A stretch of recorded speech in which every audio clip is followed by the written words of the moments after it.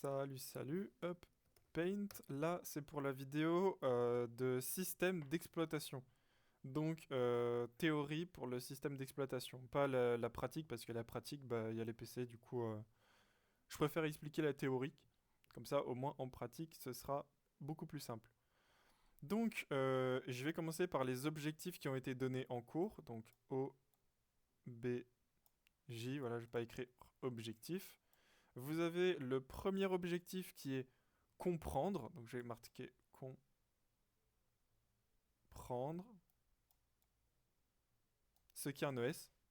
Donc c'est-à-dire ce que c'est, à quoi ça sert, et le support au labo. Bon, support au labo, on l'a pas vu, du coup je vais pas le mettre, mais je sais même pas ça équivaut à quoi. Et il y a aussi comment ça fonctionne.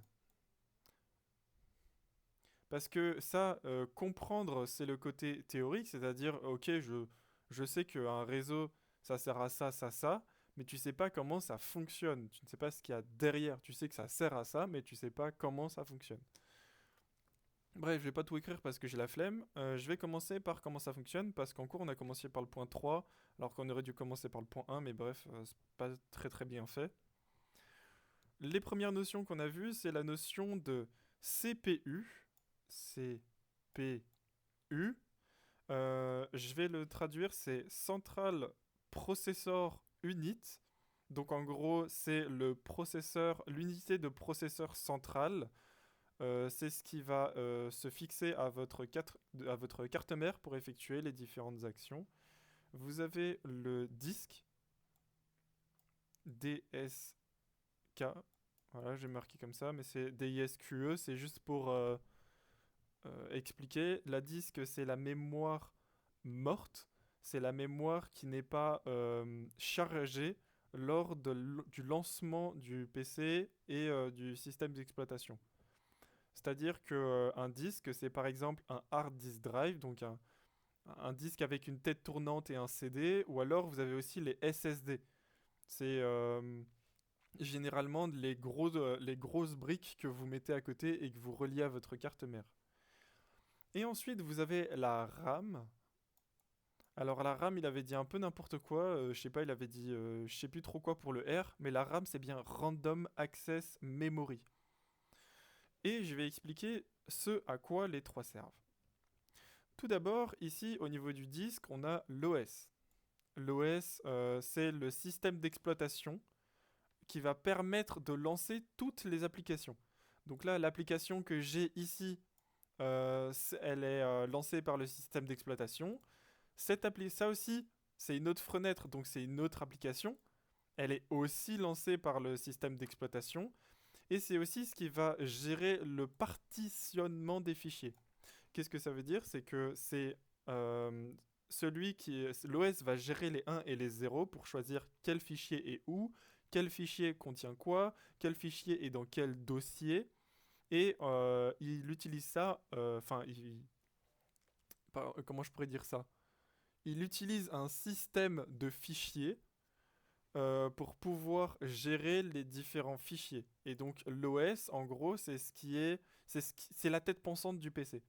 C'est ce qui permet, en gros, de communiquer avec toi pour pouvoir te donner ce que tu veux.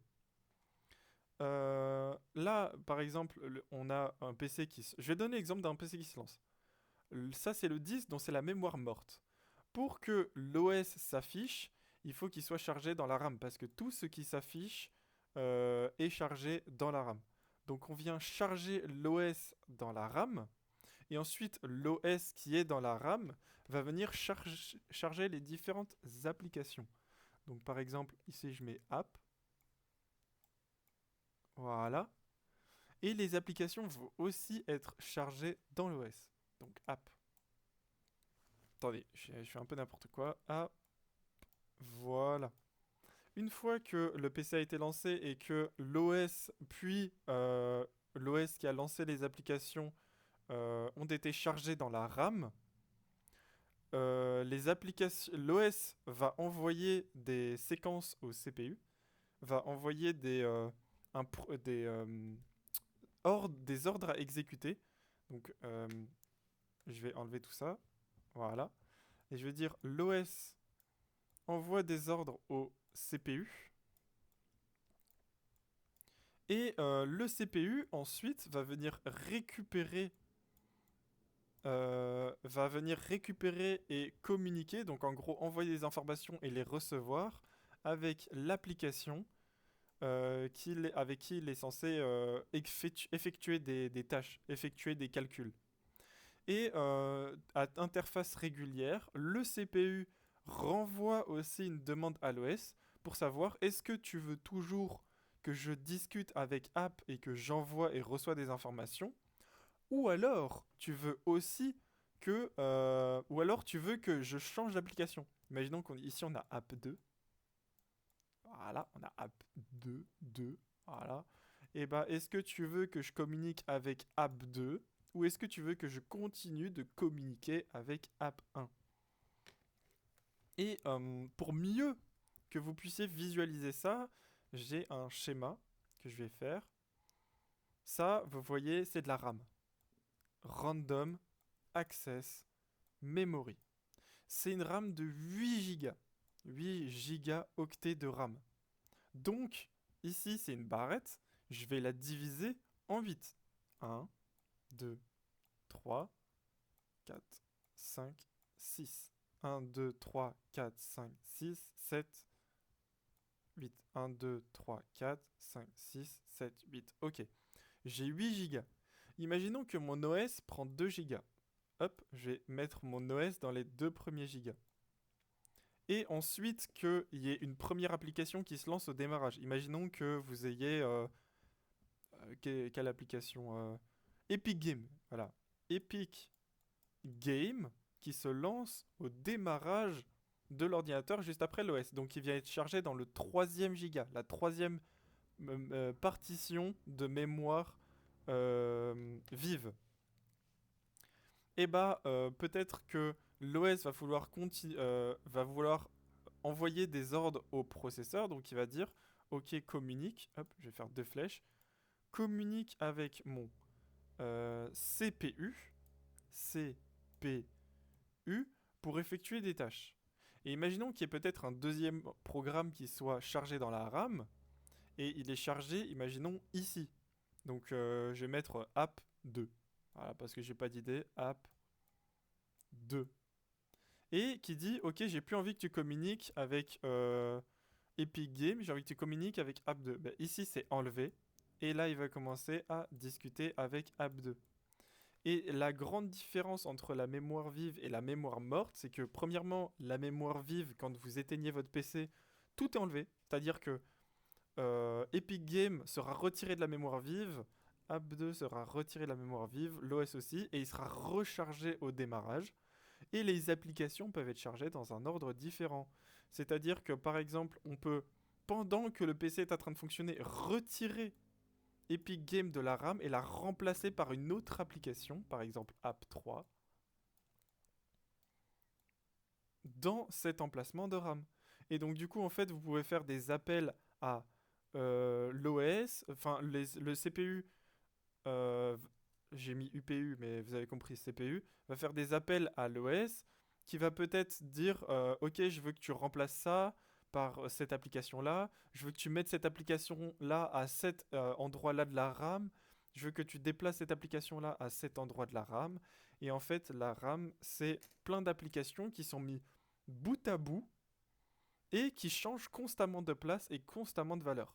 Là où la mémoire morte, généralement, c'est des informations qui sont stockées pour rester longtemps. Donc, par exemple, un fichier. Le fichier, vous pouvez ne pas y toucher pendant 2 jours. Et le fichier restera pareil. Mais à chaque fois que vous allez charger votre OS avec la RAM, les applications et l'OS ne sera pas au même endroit dans la RAM. C'est quelque chose d'important à comprendre. Donc là, je vais retirer tout ça et je vais continuer avec des définitions. Je vais donner la définition du noyau. Noyau. Le noyau ou le kernel, c'est une partie du système d'exploitation qui gère le CPU, la ROM, la RAM, en gros qui gère un petit peu tout. Donc en fait, c'est ce qui contient généralement le code source de l'OS, donc les différentes exécutions, et tout ce qu'il est censé faire en fonction des situations qui vont arriver. Donc en fait, le noyau, c'est un petit peu le cerveau de l'OS. Vous avez l'OS, c'est la tête pensante, donc c'est votre tête, et le noyau, c'est le cerveau qui se trouve à l'intérieur de votre tête. Ensuite, il y a la distribution, c'est l'ensemble des logiciels qui sont assemblés dans l'OS. Donc par exemple, quand vous commencez à installer Windows et tout ça, bah là, Paint, je ne l'ai pas installé. Dès que j'ai mis Windows sur mon PC, ou dès que vous avez Windows sur votre PC, Paint est toujours là. Et bah Paint, c'est un logiciel de la distribution Windows. C'est un des logiciels qui fait partie de l'ensemble de logiciels qui sont assemblés ensemble et qui sont mis dans Windows. Donc je l'ai nativement. Je ne l'ai pas installé. L'OS, du coup, c'est, comme je l'avais dit un peu en haut, le système d'exploitation. C'est le noyau, donc vous avez votre tête, c'est le cerveau, et à l'intérieur, et en dehors de votre tête, vous avez différentes idées. Moi, je vais représenter les logiciels comme des idées. Donc, en gros, le noyau, c'est votre cerveau. Et il y a votre noyau qui effectue les actions et qui choisit ce qui va se passer. Et vous avez les logiciels avec lesquels il va communiquer qui sont nativement présents. Donc, par exemple, Paint ou alors Office, parfois il est nativement présent. Bref, vous m'avez compris. Je vais aussi parler de deux termes très très importants et je ne sais pas s'ils ont été dits en cours. C'est GUI et CLI. GUI, c'est Graphical User Interface. C'est l'interface graphique. Donc là, par exemple, j'ai une fenêtre que je peux bouger. Je peux faire un clic droit ici qui va m'afficher différentes options. Là, il s'agit de l'interface graphique. Et donc, du coup, je peux effectuer des actions directement avec ma souris ou en tapant des mots. Bref. Et ensuite, il y a le CLI qui est Console Line Interface, qui est une invite de commande que vous pouvez avoir sur votre PC. Donc, par exemple, sur Windows de base, il y a CMD et il y a PowerShell, qui sont deux interfaces de terminaux. Je ferai la différence entre un terminal et un shell. Mais en gros, le CLI, donc Console Line Interface, c'est la manière d'interagir avec le shell. Ensuite, pour ce qui est du terminal, j'étais pas 100% d'accord avec ce qu'il a dit. Dans le sens où le shell, S-H-E-L-L, voilà, et le terminal, ce n'est pas la même chose. Le terminal, c'est par exemple le CMD. Donc le CMD, le terminal, c'est l'application qui fait tourner le shell. Le shell, c'est ce que vous avez à l'intérieur. Donc en gros, ici, c'est le shell. Et en fait, vous interagissez avec le shell via une application. Parce que ça, c'est une application. Hein, ça a été chargé au démarrage dans la RAM. Ou alors, là, quand je viens de le lancer, ça vient d'être chargé dans la RAM de mon PC. Et c'est du coup le terminal qui permet d'interagir avec le shell. Mais le shell n'est pas le terminal. Ensuite, je vais parler des systèmes de fichiers. Et bah, comme je vous ai dit, les ordinateurs, c'est des 0 et des 1, des 0 et des 1, des 0 et des 1. Voilà. Et l'OS va interpréter ces 0 et ces 1 pour dire, ok, bah, ce 0 et ces 1 là, ce 0 et ces 1 là, ça c'est un fichier. Et ça c'est un dossier. Et en fait, il y a plein de manières d'interpréter ce binaire pour créer un système de fichiers. Et c'est pour ça qu'on a NTFS, on a FAT, FAT7, FAT32, on a plusieurs versions à chaque fois. Et chaque système de fichiers a sa propre manière de fonctionner. Il y a aussi l'ordonnanceur. L'ordonnanceur, c'est ce qui va. C'est. Alors, je sais plus. Oui, l'ordonnanceur, c'est une partie de l'OS qui va choisir quelle tâche va s'effectuer en premier et quelle tâche va s'effectuer en dernier. Et imaginons que vous avez deux applications. App, merde, j'ai mis un A, app 1 et app 2. Et on a un CPU, donc Central Processor Unit, qui peut effectuer qu'une seule action à la fois. Mais, problème, les deux applications envoient toutes les deux une instruction comme quoi elles veulent effectuer une action sur le CPU en même temps. Et bah c'est pas possible. Ça va créer des embouteillages et puis le CPU il sait pas quelle action effectuer en premier. Et bah ça c'est le rôle de l'ordonnanceur. L'ordonnanceur, donc je vais marquer O, il va dire ok, ce que veut faire application 1 c'est plus important que application 2. Du coup je vais d'abord faire passer application 1 dans le processeur. Le CPU va renvoyer les informations voulues à l'application. Il va dire ensuite, ok, c'est bon. Une fois que l'action a été effectuée, l'application 2 peut continuer. Et ça évite, premièrement, qu'il y ait des embouteillages, et deuxièmement, qu'il y ait une action, par exemple une action de application 3, qui reste bloquée pendant 10 minutes parce que tout simplement, elle ne peut pas effectuer d'action. Le CPU est pris par d'autres process et donc du coup, les tâches que veut effectuer application 3 ne peuvent pas être faites. Et enfin, vous avez différentes informations, enfin j'ai noté les différentes informations par rapport à ce qui peut différencier les distributions de systèmes, distinguer les systèmes de fichiers, pardon. Vous avez la taille de la partition.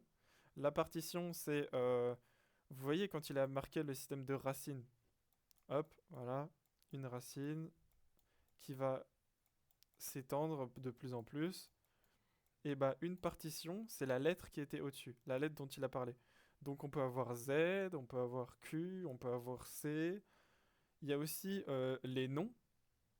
Bah oui, forcément, les noms des fichiers seront différents, ils seront peut-être pas de la même taille. Et enfin, la gestion de ceux-ci.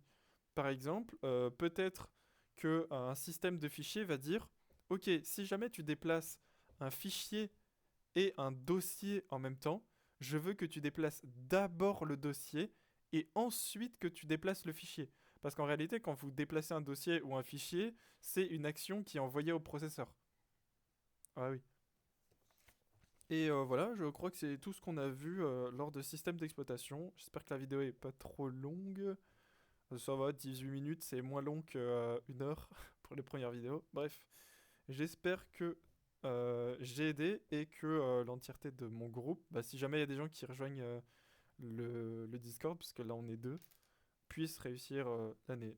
Voilà.